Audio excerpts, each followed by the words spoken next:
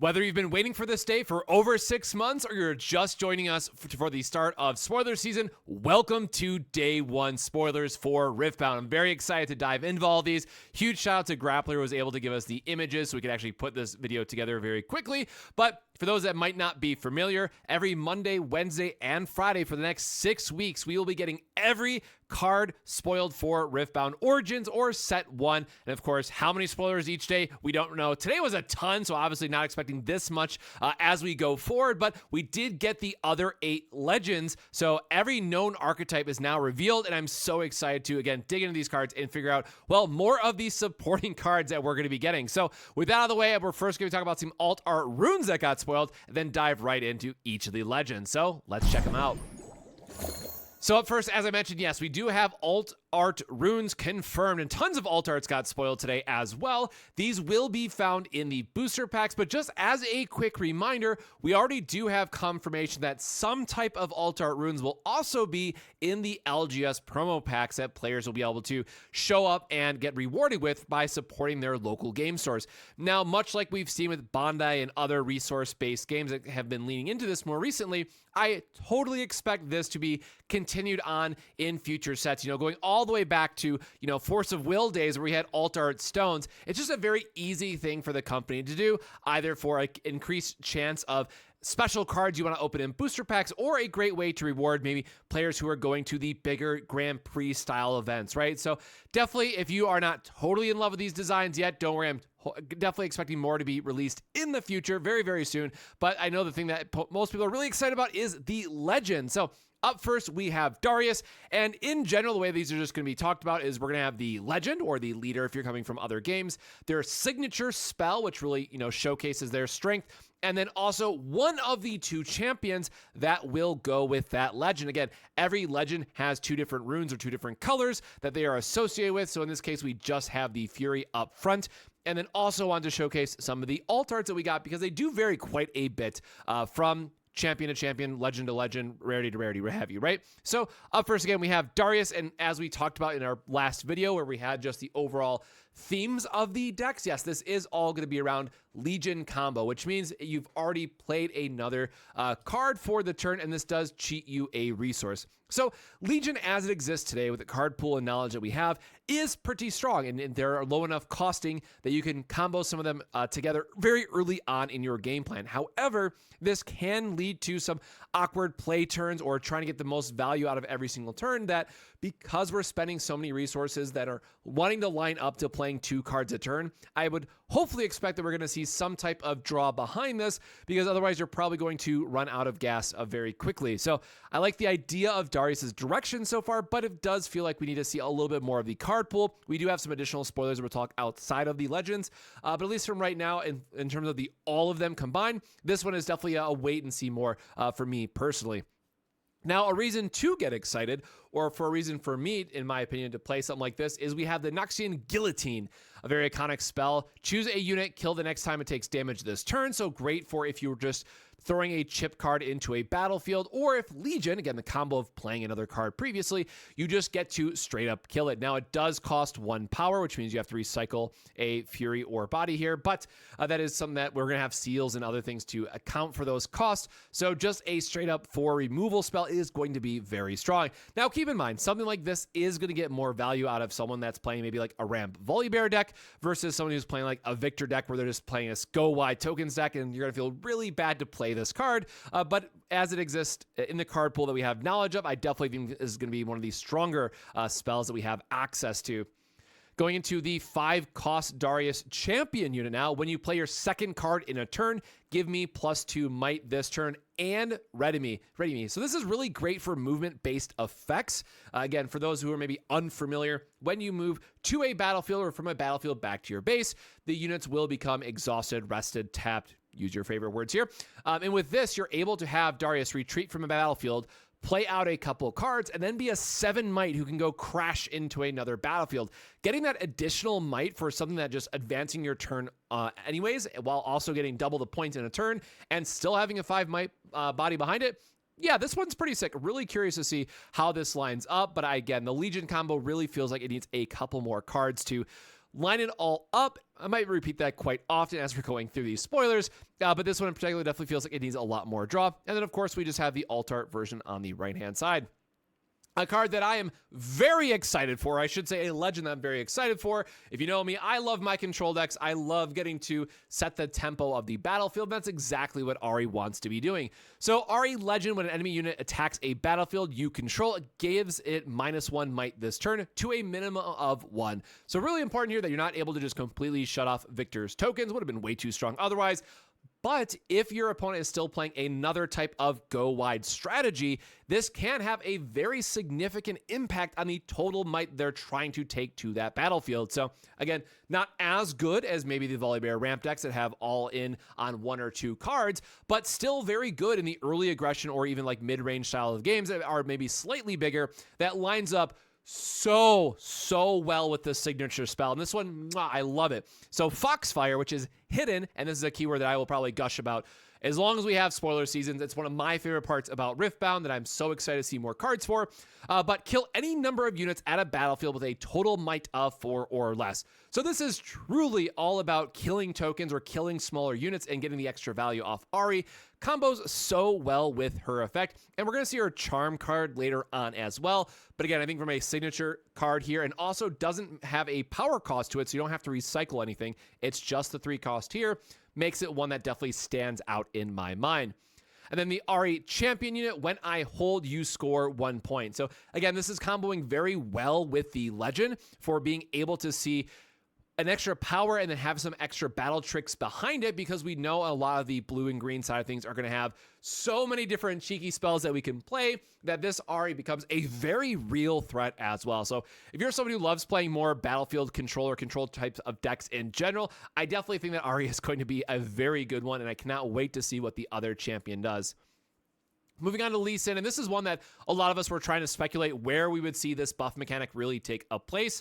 So we have the Blind Monk, buff a friendly unit. So this is just a way to give it a buff counter, give it +1, you know, getting this incremental advantage for only 1 rune per turn. It can be very strong. I'm very excited to see where this goes. And then Dragon Rage, move an enemy unit. So in an emergency, moving itself can be really important. That gives you a free point, because then you're able to line up your card to go directly into the battlefield. So I do need to call that out. Like, that part itself is just very good. But then choose another enemy unit at its destination. They deal damage equal to their might to one another. So you are going to be able to force a fight on your opponent's side of the board. Again, very love the flavor here from Lee Sin's perspective. It goes very well for those of us that played or coming from lore previously. Love the tie-in here as well. And just going to act as a very good removal card. Again, I do really love the flexibility of this, that in most situations, you can probably line it up to be a removal style of card, or just in an emergency if you're trying to move something, right, and you want to get that cheeky capture in, either for if it's like a Targon's Peak and you want to reset some runes, right? We'll have to wait and see how the battlefields totally play out on a, you know, who's bringing what to the field sort of gameplay, but Dragon's Rage is looking very, very good so far. And then we have the Lee Sin champion unit, which has shield, so it gets +1 when it's defending, and then you can also just exhaust it to buff. And so buff is an important note here, is that you can traditionally only have 1. That's baked into the rules, but Lee Sin here has the ability to have any number of buffs. So this is definitely a card that seems like it will take over the battlefield if you just let it sit there and get value turn after turn. Now, again, keep in mind that when you move to a battlefield, originally you do have to tap them or exhaust them as part of that movement cost. But from the turn after, if we're able to effectively give this 2 buffs a turn, it's going to get very scary unless you have a removal or a bounce effect or something to just reset the number of counters. And again, just a wonderful alt art here on the right-hand side. Now, Leona is an interesting one. Again, we talked more about this stun style of mechanic, and we finally got the confirmation of a couple of the cards lining up one another. So Radiant Dawn, when you stun 1 or more enemy units, buff a friendly unit. So again, this is a limitation that can only get 1 buff counter, but it's still a +1. So nice little value piece that you just get for free for doing X, in this case being stun. And then Zenith Blade being the signature spell. Stun an enemy unit at a battlefield. You may move a friendly unit to that enemy unit's battlefield. A stun unit doesn't deal combat damage this turn. So a nice way that you can cheat some movement. And for those that have maybe not played Riftbound yet, or just just now jumping in.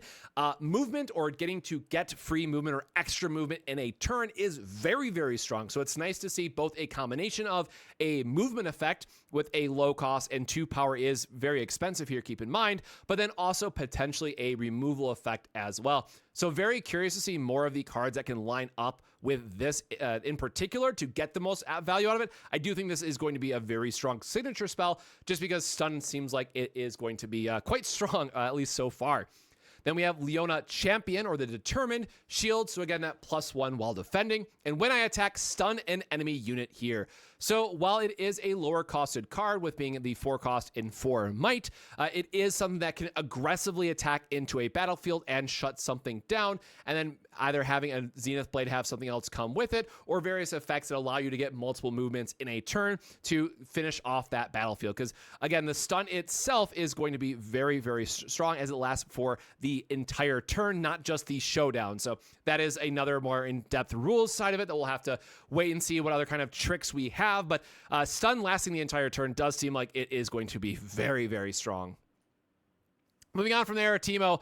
Look, I love this card. Dimir, I love all things blue control and Magic in general. I loved the burst mechanic in Battle Spirits Saga, and Teemo just seems to be exactly that. We are all about playing the hidden minigame, trying to bluff our opponent, trying to get that little extra advantage out of it. So Teemo the Swift Scout, you may pay 1 to hide a card with hidden instead of a power, which is really important so we're not having to sacrifice our runes in this case. So this is one just in general. I think that we'll have to be very careful on how hidden goes in the future, but Teemo definitely feels like something that can get a lot of value as more sets are released.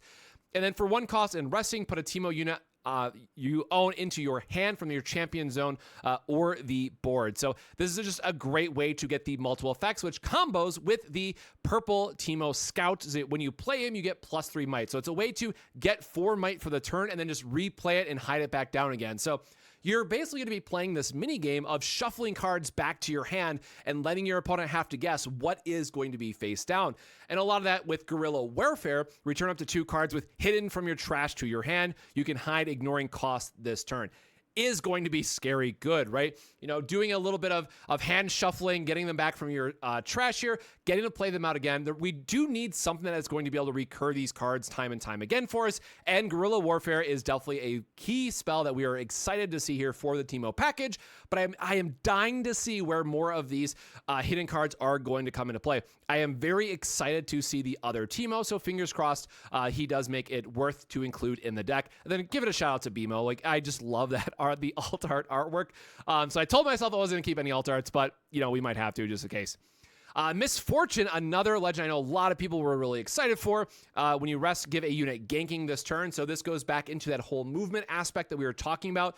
We knew up front that Misfortune was going to be all around mobility and tricks, and the legend gives you so much flexibility in doing that, being able to hop battlefields. But what's really scary to me, if you know how the game plays in the late game with bullet time, pay any amount of runes to deal that much damage to all enemy units at a battlefield. Traditionally, this color combination, or just purple in general, has a lot of recycling cards that you want to be playing, so your rune count is going to be lower.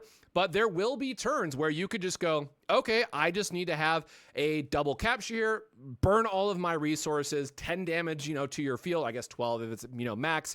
That's scary. That is going to do a lot of damage and create some of these Hail Mary type of effects. Now, that said, this is also just going to combo very well with the sigils to get even more power for free out of this. So very excited to see where this one lands in particular. At least for me, it reads like a very, very strong signature spell. Definitely one of the better ones in my opinion, but we'll have to wait and see what other support it gets within the set itself. Now, we do have the 2 different versions of Misfortune because I don't think the purple alt art was spoiled, or I might have missed it.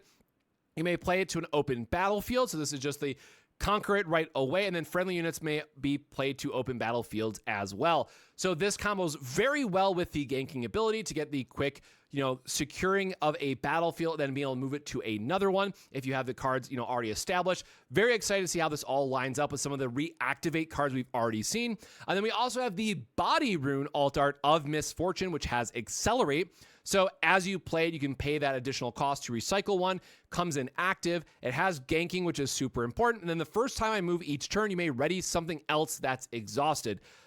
that is going to be crazy with getting the extra movement time and time again.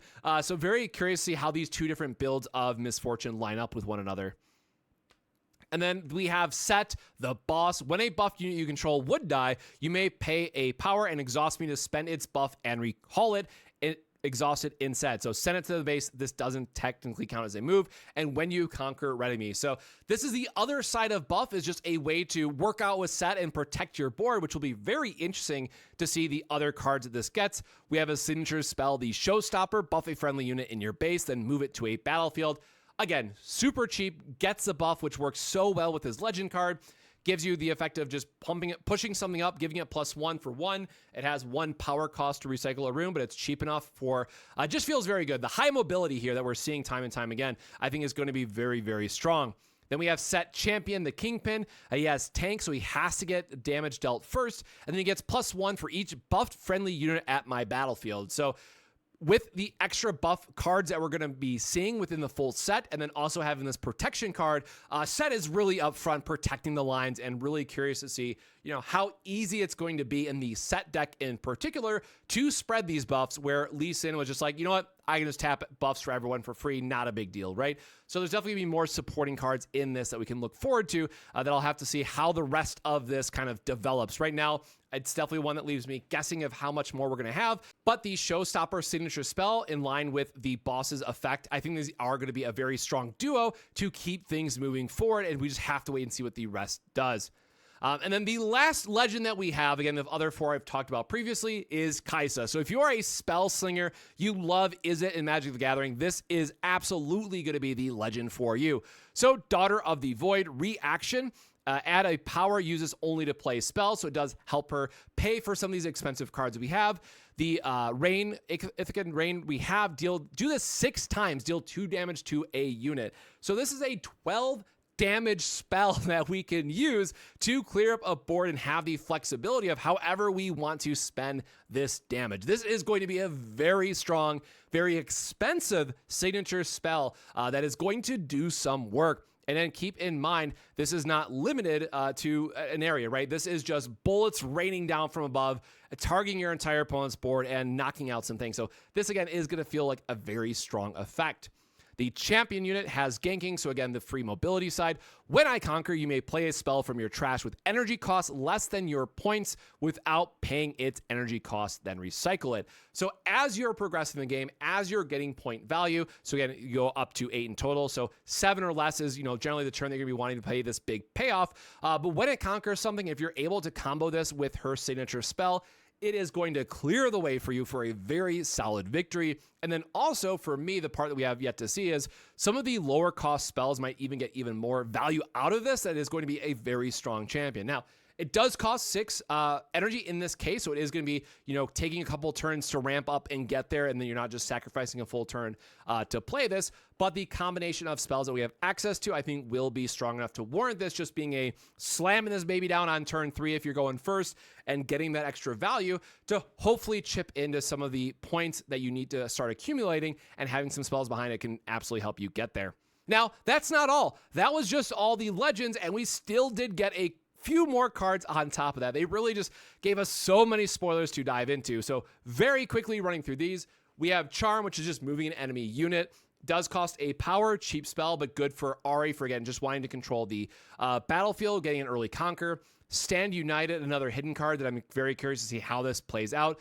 Buffing a friendly unit, and then buffs gives an additional +1 for this turn. So a nice way to gain that buff counter that we were talking about that we needed previously, and giving it plus an extra power for the turn can be pretty strong. Spirit's Refuge, when you play this, buff a friendly unit, and then friendly buff units have deflect if they didn't already. So opponents have to pay power to target them, will be a great way to protect some of your key cards. And then Zanya's Hourglass, another hidden card. The next time a friendly unit would die, kill this instead, and then recall the unit exhausted. So very curious to see how this works. In some TCGs, it's if everything happens at once, only pick one thing. Some of them say if everything happens at the same time, they all would come back. So this one I'll have to wait to see where the ruling ends up, but very excited to see the protection for very cheap, because again, it is a hidden card that I think will be a staple in a future set. or a future leader, I should say.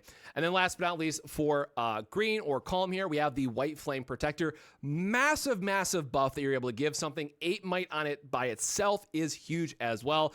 You're slamming this baby down. It is going to help conquer another battlefield. An 8-power swing is insane. So very, very solid epic here. Moving into blue, we have Sprite Call, play 3. Moving into blue, we have Sprite Call, play a ready 3 might sprite unit with temporary, kill at the start of its controller's beginning phase before scoring. So it's just a way to get some quick might. Blast Cone Fae, it's another hitting card. When you play me, give a unit -2 might this turn to a minimum of 1. So this is, again, more in that Teemo style of being able to control the might on the battlefield and getting extra value out of hidden cards. Ravenbloom Student, when you play a spell, give me +1. So definitely a key card for Kai'Sa to get the extra might taken up. And then the one I'm really excited for, Promising Future. Each player looks at top 5 cards of their main deck, chooses one, then recycles the rest, which again just puts them to the bottom of the deck. Starting with the next player, each player plays those cards, ignoring energy costs. This is just show and tell from Magic, and for the late game ramp style of decks, can be absolutely a devastating card to go up against. So very excited to see where this one lands in particular. You know, as someone who just loves jamming the Teemo decks every now and again, this one does scream to me like either completely busted, there's someone's going to find a way to make the most value out of this, or it's just going to be a super fun multiplayer format card, and that's totally fine as well. Very excited to see the Promising Future for Promising Future. Moving into orange, we have Cythria, which is just if you play another unit buffer, so another way to get the easy buff. I believe we actually already seen Stormclaw, if I remember correctly, but I just wanted to showcase the other art. There wasn't a lot of orange cards otherwise than what we spoiled up front. And then Volibear with his new artwork and the alt art also just getting a special shout out here. So a lot more to be revealed for this rune color in particular. So we'll have to wait for either Wednesday, Friday, or future spoiler to get more into it. Going into purple, same thing already. We had a lot of these cards based on the starter decks, or the trial decks, I should say, as well as kind of what was already out there. Undercover Agent with a Death Knell, discard 2, then draw 2. Purple is all about that discarding, filtering through your deck. I think this one, while a little bit higher costed, might be more of like a mid-range Jinx style of deck, where the other Jinx that's being played right now is definitely more aggressive leaning. Pack of Wonders, return another friendly gear, unit, or hidden card to its owner's hand. Again, very exciting card for Teemo that if you just need to swap something out, or if you want to keep the mind games going, I definitely could see this being an important recycle effect. Now, the thing to keep in note here is that we do have a very limited amount of cards that we can put into our deck, so I'm not 100% sure that this one is going to, automatically make the cut always, but it does read as a very strong card for being able to bounce stuff. Now, again, because things come back into rested, we have to wait a full turn. So it can set you back, but with the right, either on play or hidden style of effects, this card could be really, really strong. And then Whirlwind, starting with the next player, each player may return a unit to its owner's hand. Again, probably just a really cheeky multiplayer style of card. I think there are going to be some niche instances where if you are in a ramp heavy meta or late game heavy meta, this could also be very good. But for one that we're going to have to just wait and see where the meta shakes up and need a little bit more of the card pool before we can properly assess where this power level is going to be. And then just because another Jinx card showing off some more alt arts. Yellow, another one that we didn't really get a lot for, but we did get the Solari Chief. Good to see him back. When you play me, choose an enemy unit. If it's stunned, kill it. Otherwise, stun it. So a great removal spell, right? We talked about having that early, cheap stun style of effects with Leona. And now if you're able to combo Solari Chief with it, it is a removal spell that also gives you a 4 might body behind it. Now we're going to have to wait and see how many more stun style effects that we get for cheap. But this card just immediately screams to me like, yep, this is going to be playable. This is something that we are very excited to see. And we'll definitely make the cut for the Leona style of deck. And then Victor, I just want to show off his new artwork here for the leader card. We're actually having a gameplay video out tomorrow for this, so definitely look forward to that. Victor is very, very strong. And then last but not least, we do have some alt arts, or at least the previews of the special signature one. And I believe this one got changed to gold in the more recent update. And then, of course, the alt art of the leaders, which I think will be absolutely exciting to see in person as well. And plus, just because they stay out on the battlefield the entire time, this is definitely one that I am the most excited for. And just to see the various alt art, hopefully really cool foiling and texturing that they can do. So Very quick run through of all the new cards, tons of new cards. Welcome to spoiler season, but definitely let me know in the comments below what is your favorite card that you're looking forward to, or your favorite legend that you can't wait to build a deck with. And yes, I know I talked about this on Twitter and YouTube posts if you've seen it, but I will try to keep up with all spoilers every single day. But of course, Worlds Beyond next week, a ton of stuff going on, so I'm just going to be super busy. But again, I am super excited for Riftbound. It is one of my top games coming out this year, so I want to stay on top of spoilers and get excited with all of you as well. But more gameplay probably after Gen Con, other than the video that's going to go out tomorrow, so definitely make sure to look forward to that. But until next time, my friends, stay safe, stay hydrated, and we'll see you in the next video. Cheers.